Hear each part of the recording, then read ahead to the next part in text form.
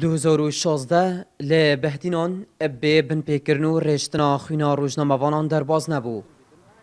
او جورین بن پیکرنه جه کشتنو لی دانو ندانا زانیاریا و جداهید نافبرا کنال و روزنامه‌وانان پیک هاتبون.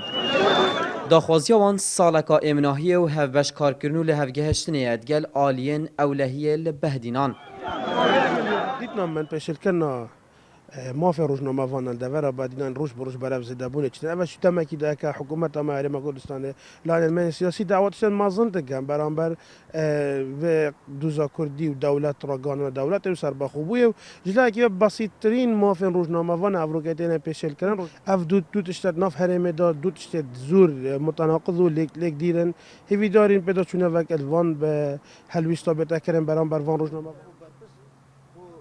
چندین سکالاین وان لی دادگهان به هلاویستی مانو. بن پیکرن جه ارکیوان پیتر لی هاتیو. چالک وانک ادخوازیتن نشانه پرسیاره لسر ماف مرووی دی ای سال دا چه نباو. اف بویر نبن دیار دو نبا باندورک. نرینی لسر لحف هاتنین آلین سیاسی. خو ارکی روشنامه‌وانی گهاندنا واقعیه وکی خو ابدا صلاته و جهت شولاجی بو هندی کو اف کیمو کورتیت هی دا صلاتش برابطن دا صلات دا چاره وقتی تناف کردن طبعا را گهاندنا يعني هاو کی گلک نافت کنیش دا صلاتو کی چاف دیر یا دا صلات دیش کده دیتا کردن یادش مثلا وان پیشل کاریا زوربه جهان دا پیشل کاریت هی بس نبراده کی زور جاویدارین ام وک مثلا المنطقه آکر و شیخان و بردرش افریدان دیهی چی بی بعد روش بردرش نبنه دیارده روزنامه‌وان گریا پیک و گریدانا ولاتی و دست حالاته لو داخوازیا ولاتیان اوه گواشتن لسر راگهاندن بهن راکرن.